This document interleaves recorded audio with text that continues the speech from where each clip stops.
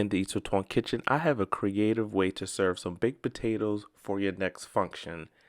A baked potato board. Yes, a baked potato board. Not any kind of baked potato, a seafood baked potato board. This thing is going to be amazing. Guess what? My baked potato has a homemade crab cheese sauce. Ooh, added some shrimp on that. It was so amazing. Let's go right into this recipe. As always, for all my videos, the ingredients and the measurements will be in the description box for you to follow. No excuses, folks. Now, you will need some large russet potatoes, clean and dried. You will need to poke some holes on both sides of the russet potato so that way it can bake evenly, okay? Now, go through all of your potatoes. Make sure you pierce through with a fork. Don't need to get carried away with it, just enough on both sides, okay? Now, to really make this recipe our own, we are going to use some crab oil seasoning. I know typically you use olive oil and just salt and pepper and bake it. We're going to do something different. Get you a mixing bowl, add a pack of crab oil seasoning. Don't worry, ingredients and measurements in the description. We're going to add some water to this. We're going to lightly brine the potato. We're just going to dip it in. I'm going to show you. So I added 2 cups of water to that crab boil seasoning, just like that. Mix it up well. It's very salty and very potent. Go ahead and stir it.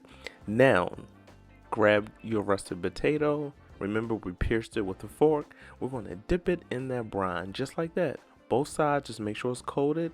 And that's it. We are going to go ahead and put it on a baking sheet with a rack, just like that. Go ahead, make sure you dip it in, make sure it's completely covered in that salty crab boil brine, just like that.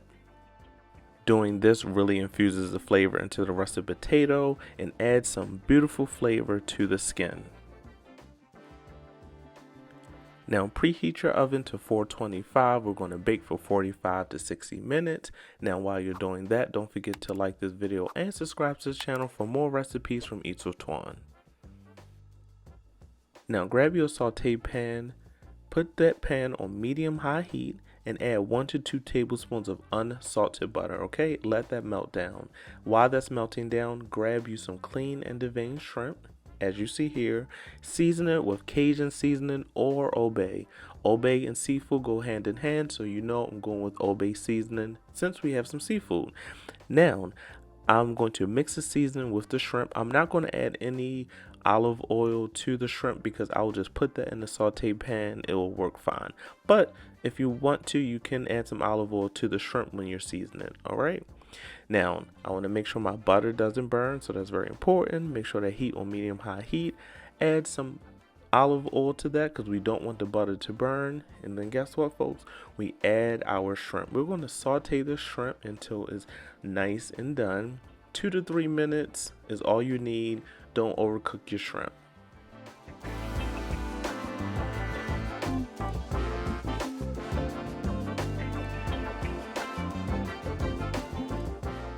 Now, don't overcrowd the pan like I did, but listen, I didn't want to go back for a second round, so I tried to fit all the shrimp in there. Flip it once. Remember, 2 to 3 minutes is all you're going to need for your shrimp. And look at that beautiful crust on that shrimp. We have that seasoning, we have the butter, the olive oil. And remember, Cajun or Old Bay, it's totally up to you. Remember, my recipes, you can make it your own. I'm just here to guide you. Now, folks, go ahead and transfer that shrimp to a bowl, and we are going to set that aside. We're going to need that later, okay? Look at that shrimp. You know, I took a couple pieces. Now, let's make our cheese sauce. In that same skillet, add a half stick of butter. Don't worry about me. I only added 2 tablespoons, but I added some more butter later. 1/4 cup of flour. Remember, you will need equal parts flour and butter. The butter is the fat to make a nice roux. It should be nice and smooth. So remember, half stick of butter, 1/4 cup of flour, equal parts.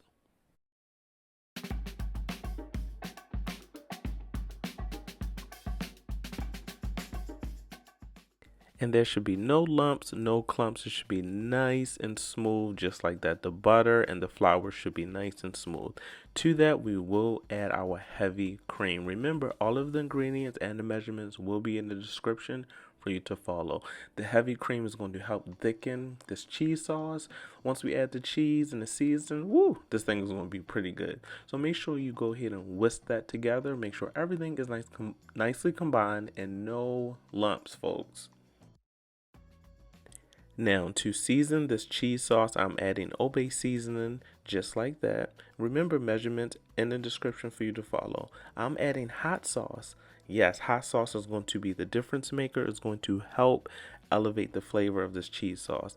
Now, I'm going to whisk together the seasoning and the hot sauce with the heavy cream and all of the other ingredients, just like that. Heat should be on medium-high heat. Now, add the cheese to this mixture. This is a mixture of cheese. You can add whatever cheese you like. I'll have some suggestions for you in the description box. Now, I'll whisk together the cheese, the heavy cream, the seasoning. Look how amazing that looks. Nice and thick, and it's almost ready to go. Look at that. Now, of course, you can add more cheese if you want. It's totally up to you. Now, if you haven't already, go ahead and hit that like button and subscribe to this channel for more recipes. Yes, lump crab meat. We cannot forget. This is a seafood baked potato, right? So we need to add some crab to this cheese sauce. Ooh, this actually makes a perfect dip. You don't even have to put in the potatoes. You could simply get some chips and dip with crab, of course. Now go ahead and mix that in, break up any lumps, stir, and this thing will turn out amazing. Just look at that, a nice cheesy crab dip.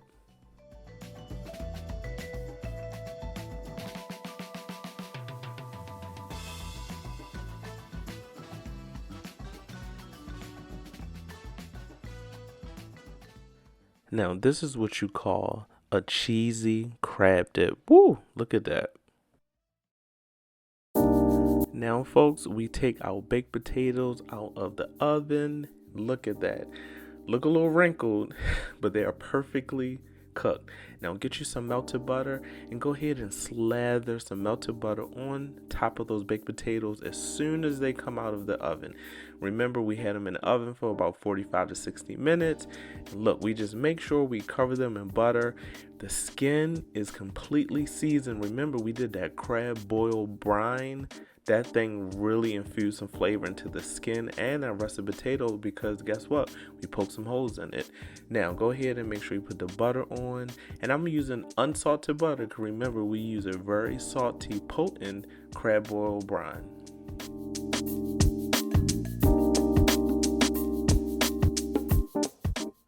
Now, folks, while the potatoes are still hot, grab you some aluminum foil and wrap those bad boys up, okay? We want to retain the heat so that way they can be nice and hot and fluffy once we cut into them. And we're actually about to do that now. Can I tell y'all something? We're almost finished. Well, actually, we're done. We just need to put our potato board together and eat. I know y'all can't wait to get to that part, right? So, to start off, I'm going to put my crab cheese mixture right in the middle. That's the star. I fried up some bacon, chopped it up. Of course, we need some bacon for some baked potatoes. Some shrimp. That's the shrimp that we made earlier. And remember, you can put whatever toppings you want. I'm only here to guide you. Now, I have some pico de gallo. And of course, a baked potato will not be a baked potato without what? Some sour cream. Here's another selection. Go ahead and add some hot sauce to the board, some chopped chives. You want to give your guests a selection of toppings just in case they don't like one or the other.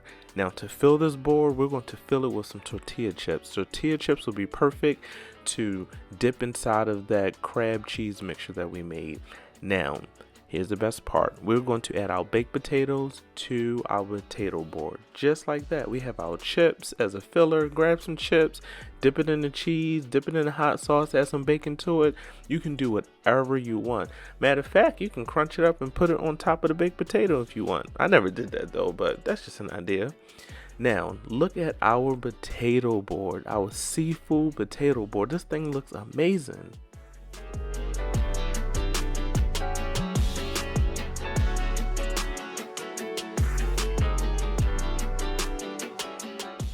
Now grab your hot potato, go ahead and slice it right down the middle. We want to go ahead and fluff up the potato that is inside, and we're going to add some butter to that along with the toppings. Be careful, it could be extremely hot coming out of the oven. That's why the aluminum foil will help you.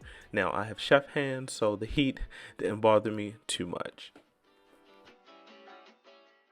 Now I recommend once the baked potato is cut, go ahead and fluff it up and add some butter right to that baked potato. Alright, it's completely optional, but yes, butter makes everything better. This was so amazing. Let's go ahead and take a look at these toppings.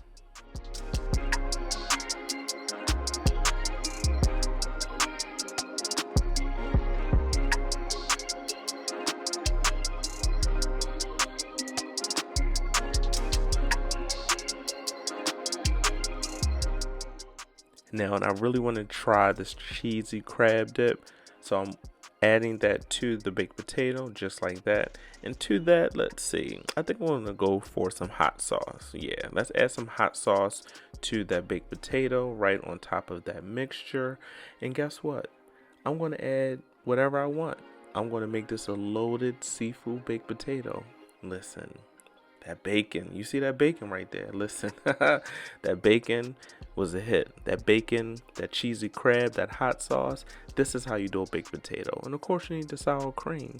And the good thing about this board, I can turn it and grab different items. It is perfect for game night, any kind of function, especially for game day.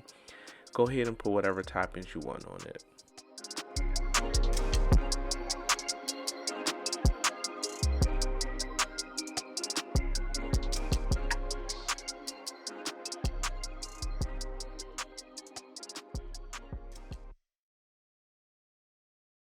Now we got to give it a taste test. Woo! Look at that. That cheesy crab, the bacon, that fluffy baked potato. It was amazing. Listen, folks, this has been Eats with Twan. Thanks for watching this video with me. If you made it this far in this video, go ahead and put a potato in the chat. Let me know what you think about this recipe. Give me some feedback. But more importantly, don't forget to like this video, subscribe to this channel for more recipes from Eats with Twan. I'm going to finish eating this and I'll see y'all next time.